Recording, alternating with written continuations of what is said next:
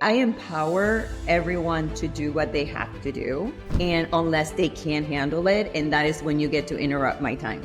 That is how I do it. Most businesses, your employees can't really make a mistake that's going to impact you so negatively. So give them the opportunity to make decisions. It gets them to be more confident.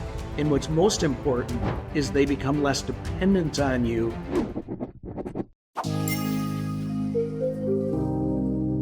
Welcome to the Entrepreneurial Show, where we bring insights on entrepreneurship, personal development, and leadership. And we will help you grow you and your business. I'm David Ritchie. And I am Madeline Ritchie. And today we've been thinking a lot about something that we get asked a lot about in our experience, how we manage to work and life balance. And so, Madeline, many times when we first started out, we had this opportunity to work a lot and not actually get to play a lot.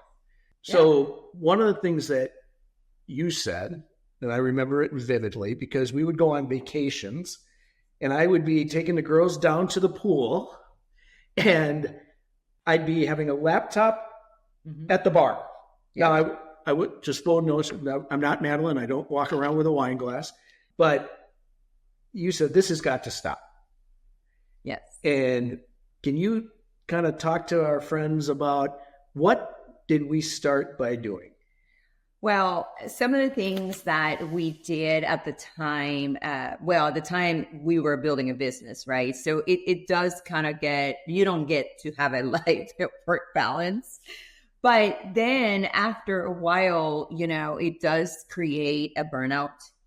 And that's what you want to avoid, obviously. So creating a life and work balance often can be difficult to juggle.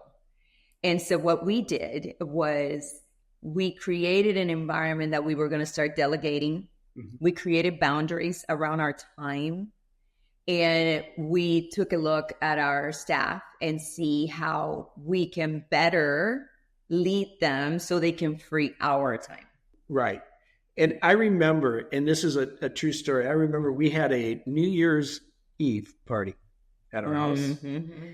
And it was so funny because we had just signed this massive client. Yeah. And they were finishing the year strong. And I was sitting working in my office upstairs at my home office. We had an actual office. And you were in your little office that you had. Mm-hmm. We had guests at the house, and I think we finished at 11:30. Yes. All while we were going through and talking to people.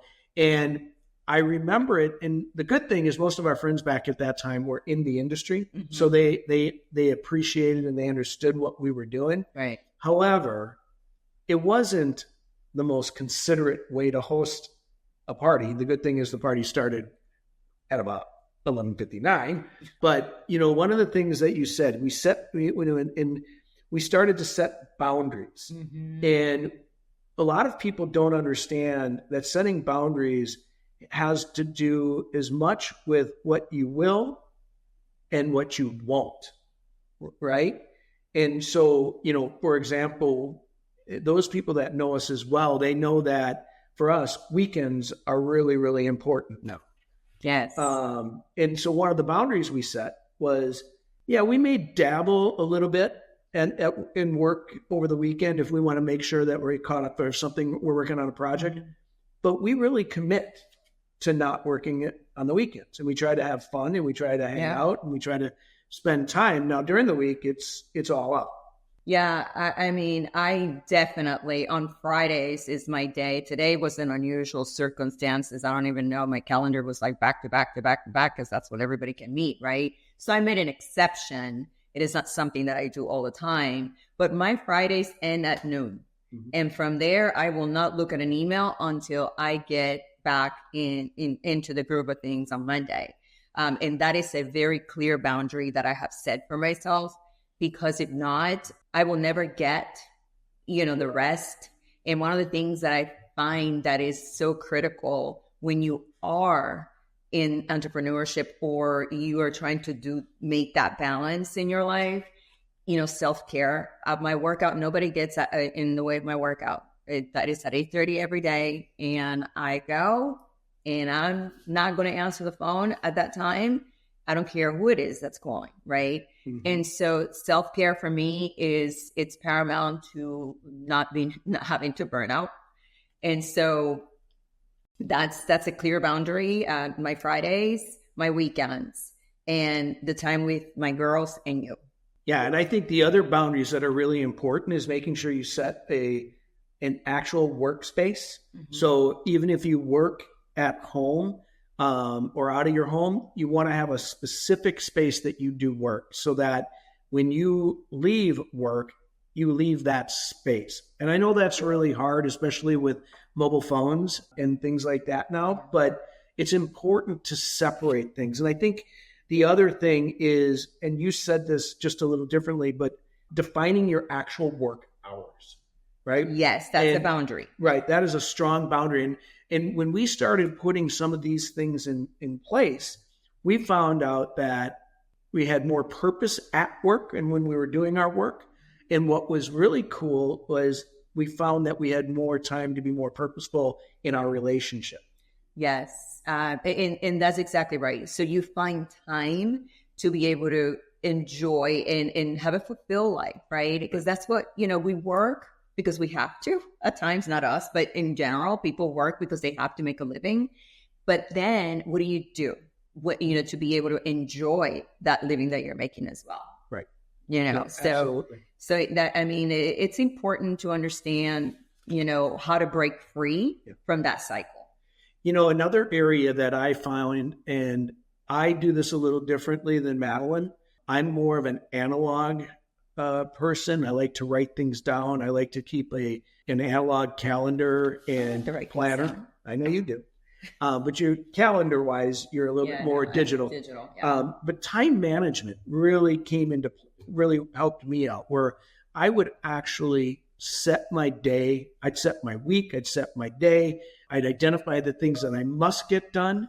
And then from there, I would have all these other little tasks. But I felt, and to this day, I feel good when I fulfill those 3 things that I must get done that move the needle forward. And then I'm okay with leaving the office or, putting the phone down, closing the laptop, whatever is your work. But time management to me is one of those things that if you do that correctly, mm-hmm. and you establish your goals correctly for your annual goals, your quarterly goals, your weekly goals, your daily objectives that you want to complete, then you can walk away knowing that you've done good for yourself and your business. And that gives you more freedom, which is a really big word. And it's interesting. We were meeting with a client the other day, and at first it didn't really come out exactly the way she wanted it, I don't think. But the ultimate thing is she wanted to find a way to have more freedom to spend with her family. Yeah. And that's prioritizing, right? That's another key component that's important in order for you to be able to do all of that. Defining your priorities and making sure that they align with your values and what is it that life that you want to live. Yeah. Right. And so boundaries, embracing your staff, your team to do and delegate. Yeah. I was going to get into delegating and outsourcing as well, because it's interesting. One of our businesses, we are considered an outsource company, right?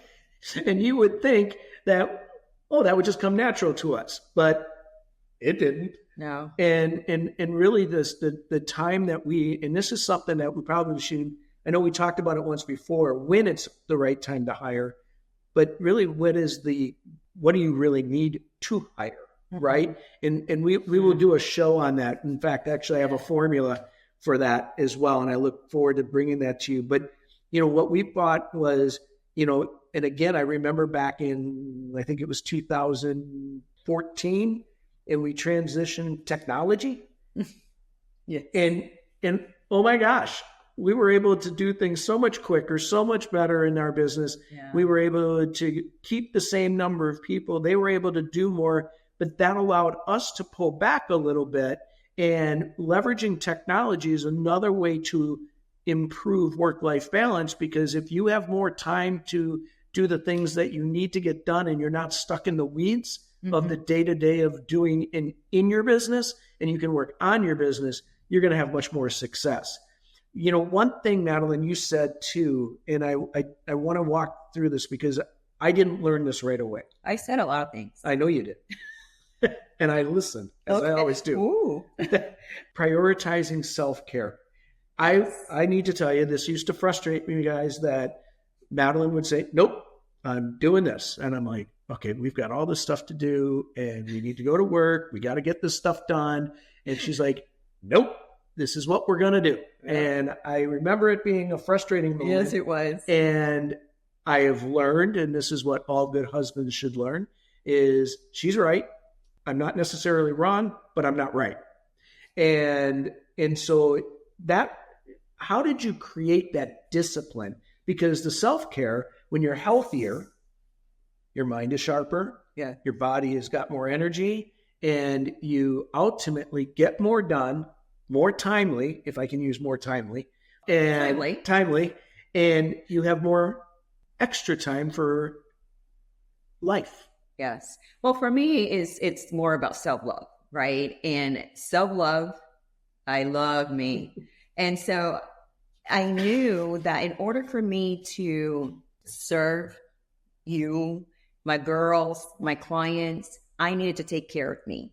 And I know that a lot of people, what they do is the opposite. They take care of everyone else, and then they have no battery left for themselves. So I figured, you know what, in order to preserve my energy and my state of mind, I needed to take care of me, and self-care became a number one priority for me. So it was a matter of, this is what I must do.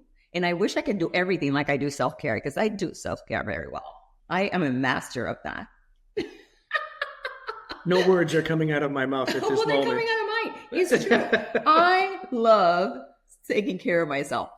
I love massages. I love, going to the salon, and I love working out. Those are my moments. Those are the moments that I decompress. I talk about all things with my hairdresser and all. And you know what? When I am out of there, I am ready to go. Doesn't matter. And it's great. It's a great feeling. So one last question for you. Oh. So it's going to happen.